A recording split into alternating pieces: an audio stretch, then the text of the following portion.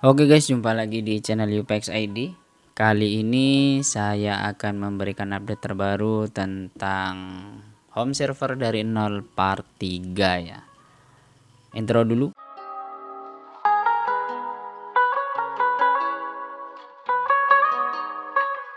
Mungkin dari video sebelumnya teman-teman sudah menunggu untuk part 3-nya. Terima kasih untuk teman-teman yang sudah like, comment, dan subscribe di channel ini, karena subscribe, like, kemudian share dari teman-teman dan juga komentar merupakan semangat untuk channel ini dan juga membantu channel ini berkembang ke depannya ya. Nah, di video kali ini saya akan sedikit membahas detail tentang topologi kelistrikan atau topologi tentang backup, terutama di kelistrikan dan juga di internetnya mungkin setelah ini.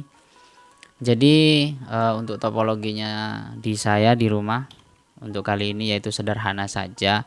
Kenapa kita butuh yang namanya UPS ya?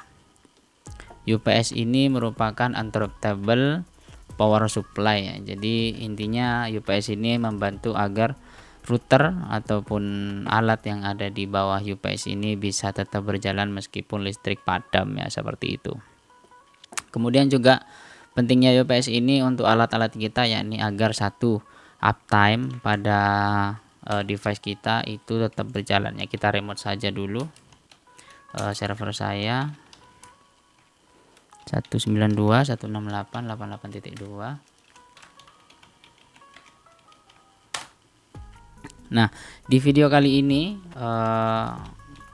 akan saya sedikit detailkan. Jadi di sini untuk server saya itu sudah running selama 22 hari tanpa down atau tanpa mati ya. Kebetulan listrik di rumah saya itu padam sudah beberapa kali ya, bahkan sering ya. Ini kemarin itu sekitar 15 kali dalam kurun waktu 50 hari ya. Jadi setidaknya 15 kali padam, kadang ada sehari 2 kali, kadang 3 kali. Nah, efeknya apa? Jadi jika device kita itu sering mati, contoh router, kemudian server yang ini, server kita, maka efeknya itu biasanya akan cukup banyak ya. Contoh kalau server di sini kan ada hard disk ya, contohnya kita ada HDD, kalau di sini ada hard disk, ada HDD, ada HDD atau SSD, kemudian ada power supply,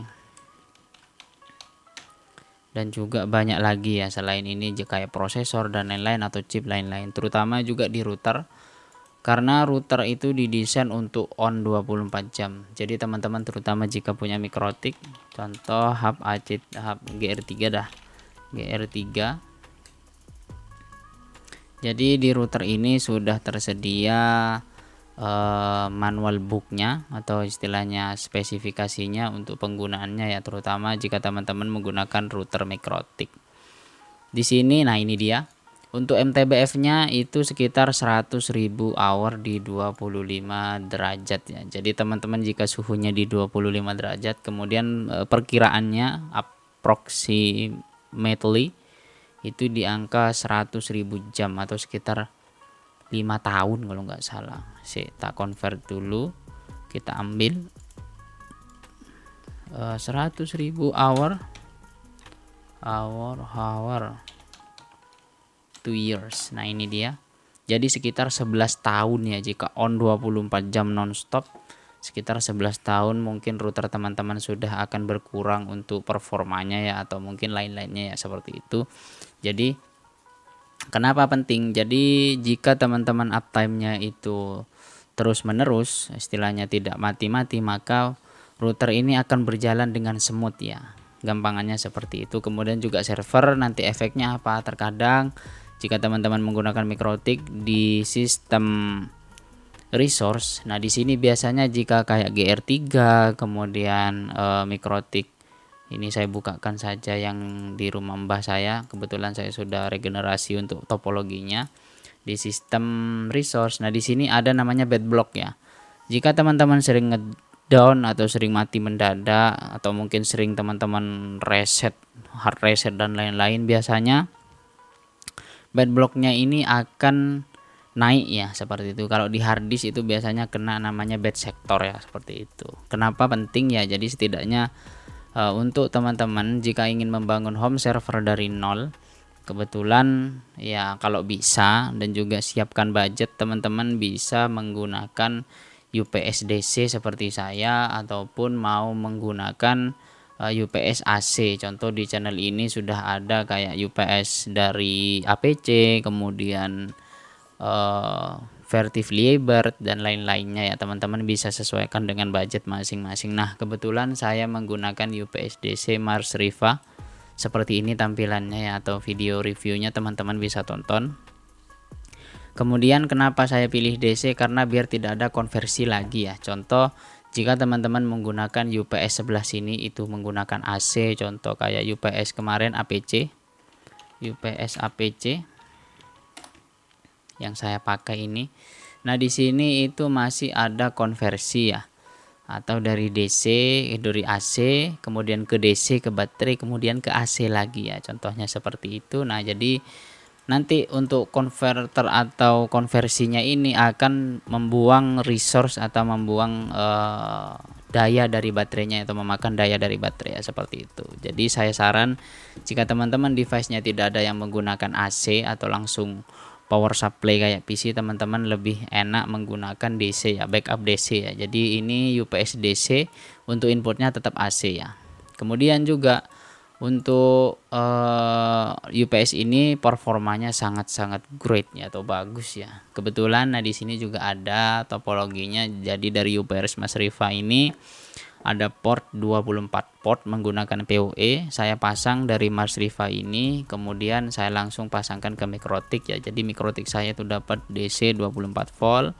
Kemudian modem ISP RT/RW saya pakai 12 volt karena bawaan dari modemnya ini itu 12 port. Kemudian 12 volt. Kemudian juga MIFI backup saya Huawei B315S 607 ini menggunakan DC 12 volt. Nah, kebetulan juga mini PC saya itu 12 volt ya. Bukan kebetulan sih sebenarnya. Jadi saya rancang gimana caranya agar mini PC saya ini matching dengan UPS saya kalau seperti itu. Jadi jika teman-teman menggunakan PC, teman-teman bisa backup menggunakan UPS yang seperti di video saya atau seperti ini ya, dari AC seperti itu. Jadi jika teman-teman menggunakan mini PC yang 19 volt, jadi untuk DC inputnya itu 19 volt kayak mini PC saya yang saya gunakan untuk record ini 19 volt. Jadi teman-teman tinggal beli buck converter namanya. Jadi di online shop itu banyak yang namanya buck converter. Nah, seperti ini. Jadi nanti dia akan convert dari DC ke DC. Contoh semisal dari 24 port Mars Riva saya 24 volt Mars Riva saya ke 19 volt ya, seperti itu. Teman-teman bisa beli yang seperti ini. Kalau saran saya jangan beli yang murah ya, seperti itu. Kemudian juga untuk lain-lainnya teman-teman bisa sesuaikan ya untuk kebutuhannya. Contoh semisal bang saya menggunakan PC yang contohnya itu mini tower ya. Mini tower itu pakai adaptor 19 volt ya bawaannya. Jadi teman-teman bisa menggunakan buck converter tapi jangan ambil yang 10 ampere ya. Ambil yang lebih bagusnya, contoh ada yang sampai 300 watt ini, kemudian ambil yang bagusan lah seperti itu. Jangan ambil yang murah-murah karena konversinya terkadang sedikit meleset ya, seperti itu. Terkadang di spesifikasinya 24 volt, kadang outputnya itu tidak konsisten ya, seperti itu. Makanya saya sarankan pakai buck converter, terutama pakai buck converter yang bagus ya, seperti itu. Nah, kemudian untuk input PLN, kenapa juga saya menggunakan UPS ini? Karena input PLN di rumah saya itu tidak stabil 220 volt ya. Terkadang itu bisa ngedrop di 187 volt. Mungkin screenshotannya akan seperti ini. Kemudian juga nanti jika inputannya itu tidak stabil, maka output ke Mikrotik itu akan juga berpengaruh ya. Mungkin tergantung dari adaptor bawaan dari routernya. Hanya saja ya karena sering naik turun konversi tersebut, maka berimbas pada performa konversi dari adaptor tersebut. Terkadang kebanyakan kasus-kasus yang terjadi itu konverternya atau DC dari AC itu DC-nya, adapter bawaannya ini terkadang rusak, kemudian kadang imbasnya kena ke router kita atau ke server kita ya, seperti itu. Jadi akibat listrik PLN voltasenya itu naik turun, maka banyak ya imbasnya. Kemudian keuntungan menggunakan UPS DC ini, sentralisasinya cukup mudah ya, kemudian troubleshootingnya juga cukup mudah dan monitoringnya juga mudah ya, seperti itu. Nah kemudian jika teman-teman menggunakan UPS AC terutama yang online, contoh seperti APC BX 65 bukan 650 sih, 1600 Li MS itu, teman-teman bisa monitor di desktop. Di sini saya juga sudah ada tampilannya seperti ini. Ini aplikasi monitor dari APC ya, seperti itu. Nah di sini ada current status. Nah sekarang saya menggunakan tipe, sorry saya tampilkan dulu di mana ada, sorry sebentar kayaknya ada di sini retipenya, saya lupa sampai, mohon maaf jika kelewat ya. Kayaknya di sini deh, di current status ini saya menggunakan UPS 1600 LIMS yang bisa saya konekkan ke PC menggunakan USB. Kebetulan baterainya di sini sudah 100%. Kemudian ini sudah tercharge. Nah, di sini ada last transfer to battery was caused by blackout atau padam ya. Kemarin padam itu tanggal 15 sekitar jam berapa. Kemudian nah ini dia listrik di rumah saya di 219 volt, kebetulan sudah mulai stabil, dan penggunaan di mini PC saya, monitor, kemudian Foxtone, kemudian juga ya soundbar yang saya pakai atau Foxtone SR03B, kemudian mouse, keyboard, dan juga peripheral lainnya itu sekitar di 81 watt. Jadi untuk UPS ini mungkin bisa backup sekitar 55 menit jika saya menggunakan mini PC saya underload ya, atau di bawah load 100 watt, sekitar 1 jaman lah, seperti itu, karena di konfigurasi saya. Nah di sini sorry,